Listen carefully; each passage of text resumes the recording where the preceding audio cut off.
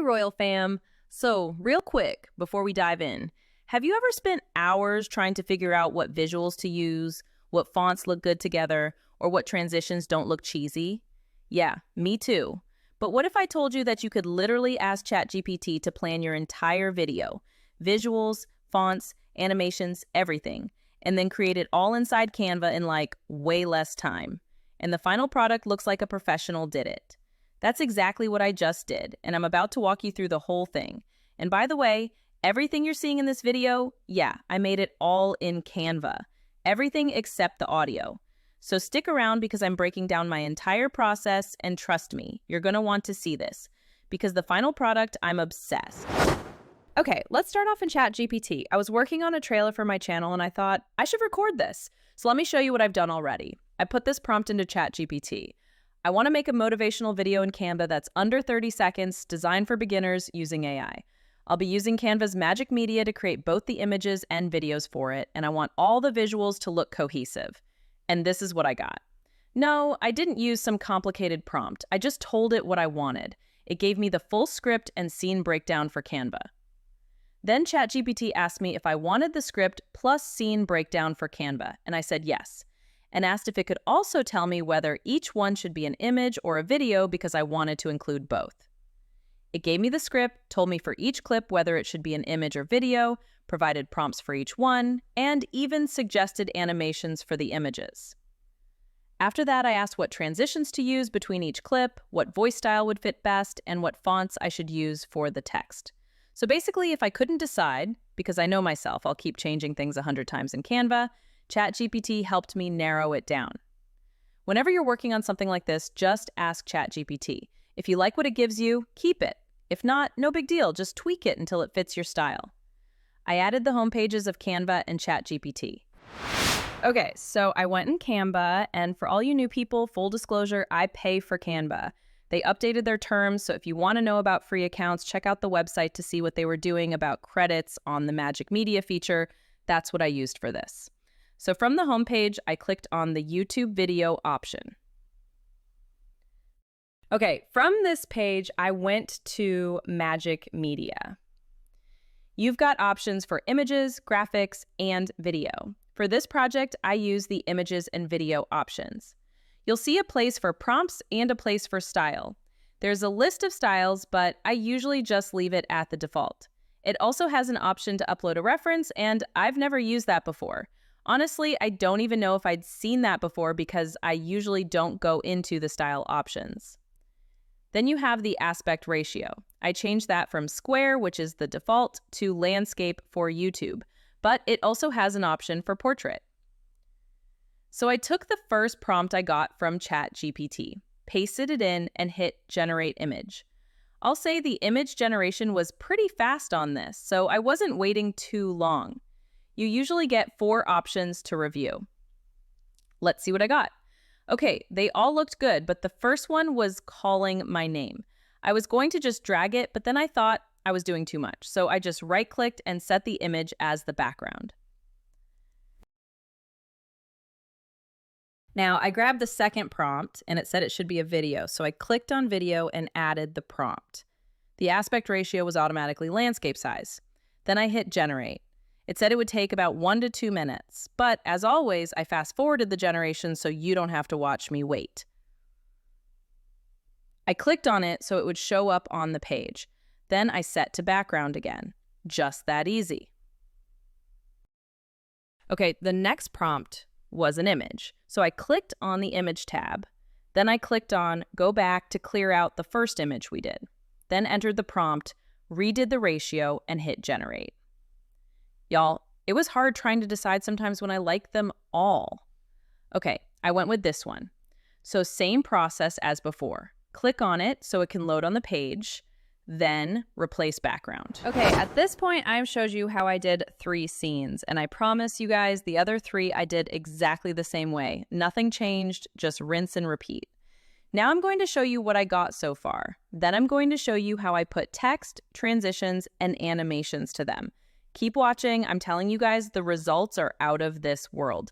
You won't believe how I went from some still images and short video clips to a masterpiece. and it was mostly done in Canva.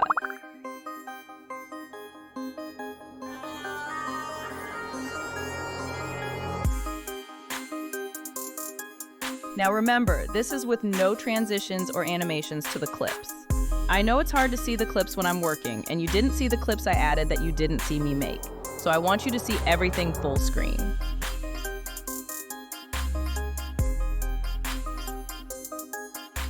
Okay, so I went back to ChatGPT and grabbed the information for the font, text, and animation. Basically everything I need for the next process. Now in Canva, on the right side, I clicked on text and added a text box. I pasted the text for the first clip and enlarged it so I could see it clearly. Then, I went to the top toolbar, clicked on the font options, and started typing the name of the font. The first font I was looking for was Montserrat Semi-Bold. Once it popped up, I clicked on Montserrat, then selected Montserrat Semi-Bold from the dropdown. Next, I went to the top toolbar again and clicked on Effects. I used the glow effect, one of my favorites. Now, I added some animation to the text. I went back up to the top toolbar, clicked on Animate, and chose the typewriter animation. Next, I moved on to the second text. I did the same thing. Grabbed a text box, added the text, and this time I changed the color to white. I did that from the top toolbar. Then I changed the font again. This time I used Anton. For the effects, I used Glow again. Finally, for the animation, I chose Fade. Now, the next one is the last one I am going to show you because they are all the same process, rinse and repeat. This is the only one that is different because we spread the letters out. Now, I changed the font by going to the font options again. And this time I changed it to League Spartan. To spread the letters, I went to the top toolbar. There's a letter T with a double arrow under it. I clicked on that and adjusted the letter spacing until I got something I liked. Easy, right? Then I animated the text using the Rise animation. No effects on this one, y'all. Now I animated the images only. For the first image, I clicked on it, went to the top, clicked on Animate, and chose Pan, which I later changed to the Breathe option instead. Under most of these animations, you can adjust the speed and choose whether it happens at the beginning, exit, or both. I kept these set to both. Next, I went to the second image and clicked on Animate again. This one was Photo Zoom. And I missed the last image. I don't know what I was thinking. Its animation was Breathe. At some point, I did notice and added it. Now, I went in and added the transitions between each frame. Between every frame, you'll see a plus symbol. Hover over that area, and below it, you'll find the transition option. Or you can right-click on the frame, and a list will pop up where you can select transition. For the first one, ChatGPT said fade, but there wasn't a fade option for transitions, so I figured it meant dissolve. I double-checked to make sure I wasn't going crazy, and yep, there was no fade, just dissolve. So I went ahead and selected that. The next transition was circle swipe. You'll also see me checking the settings. All transitions were supposed to be set to 0.8, but the default was usually 0.5, so you'll see me adjusting that here. With circle swipe, you can make the circle go in or out. I left it at the default, which was in. The next transition was match and move, which is my favorite when you're trying to blend two frames together. I set that one to 0.8 as well. The next transition was dissolve again, and I set it to 0.6. You'll notice you can leave the transition box open and click on the next transition and it'll stay up. The animation and effects boxes work the same way. For the last one, I used dissolve again, this time set to 0.8. After that, I saved everything so I could show it to you in full screen. So let's take a look.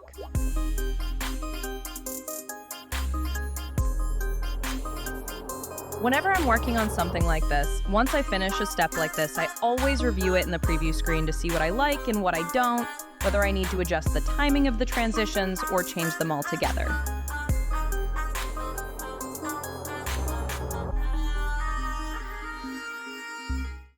All right, so then I jumped over to MiniMax Audio using their free plan.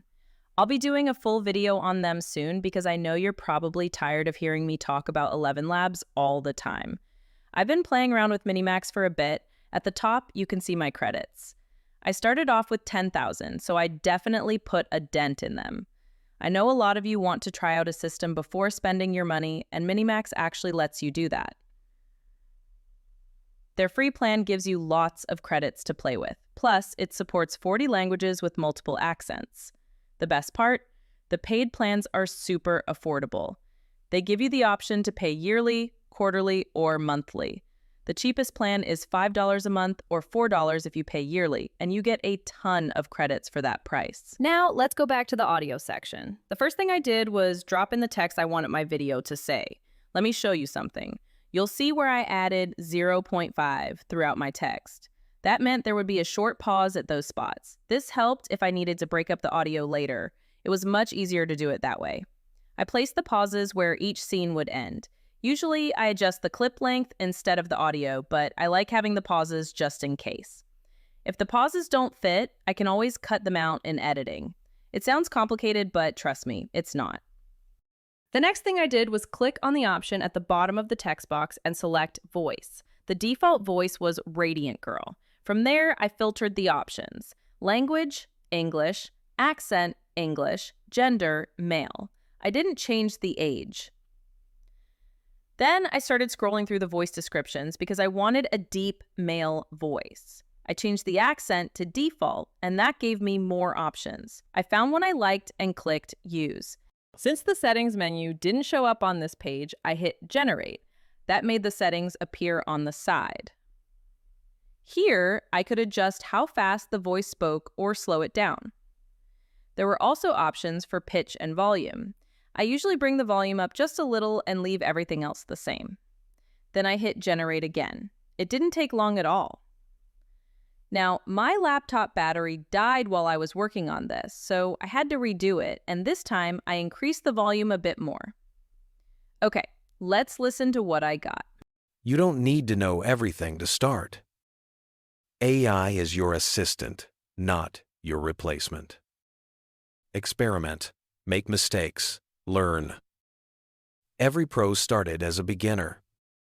Start where you are. Use what you have. Create your magic. Learn, create, reign the AI royal way.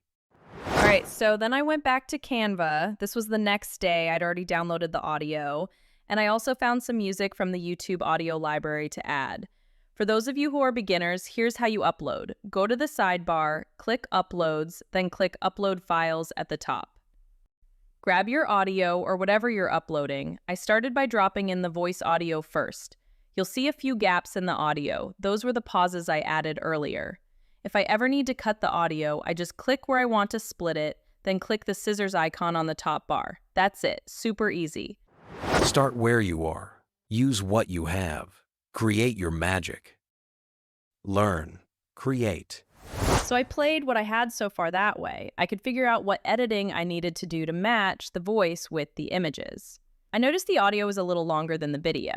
All I had to do was adjust the last two clips so the second to last clip ended when its audio finished, and the final clip started when the voice said, "Learn, create, and reign the AI royal way." Simple fix. So then I added the music from YouTube's audio library. That way I didn't have to worry about any copyright claims. I went back to Uploads, clicked Audio, and dropped it in where I wanted it to start. The white line shows you where it'll land. I moved it to the beginning. Then I adjusted the fade so the music would fade out smoothly. I usually set it to 0.5. After that, I clicked the volume icon at the top, went to the bottom, and clicked on Balance. This made sure the voice audio and background music were level, so the music didn't overpower the voice. Now let me show you a little trick I used to add some flair to still images. I went to Elements, and there's a tech overlay video in Canva that I use all the time for my projects. It was saved under Recently Used since I grab it often. I clicked on it, and it dropped right onto the selected clip. I didn't set it as the background. Instead, I dragged the corners to cover the entire clip. Then I went to the top bar and clicked the transparency option. It's right next to animate. I adjusted it to my liking and checked to see if I liked how it looked. Okay, y'all, this was the next day again. I decided to take ChatGPT's advice because it told me to add my logo to the last frame. I decided to add an extra frame just for that. Super easy and fast. After I finished, I thought, let me not just add that without showing what I did. So I downloaded what I had, went back, removed the frame, and redid it so I could walk you through it. First, I clicked the plus sign to add a new frame. Then I went to Elements and added that same video clip I liked. After that, I opened a folder I keep for my YouTube assets and grabbed my logo. It already had a transparent background, so I didn't have to erase anything. I adjusted the logo to the size I wanted, checked that the animation was applied, then added the transition, and done. Now let's take a look at the final product. You don't need to know everything to start. AI is your assistant, not your replacement. Experiment, make mistakes, learn. Every pro started as a beginner. Start where you are, use what you have, create your magic. Learn, create, reign the AI royal way. And there you have it. Look, I'm not gonna lie. When I first started using AI tools like this, I thought it would be way more complicated. But honestly, ChatGPT plus Canva is like having a creative partner who actually gets what you're trying to do. No more staring at a blank screen, wondering where to start. No more second guessing every little design choice. The best part? You can use this exact process for anything. Social media posts, YouTube intros, course content, whatever you need. Just ask ChatGPT what you want, let it plan it out, and bring it to life in Canva. That's it. That's the whole workflow I used. So if you found this helpful, make sure you hit that like button and subscribe because I've got way more AI tutorials coming your way. And hey, if you want to learn even more about Canva and all the cool stuff you can do with it, click that video on the screen right now. I break down some of my favorite features that'll save you so much time. Until next time, keep learning, creating, and reigning the AI royal way.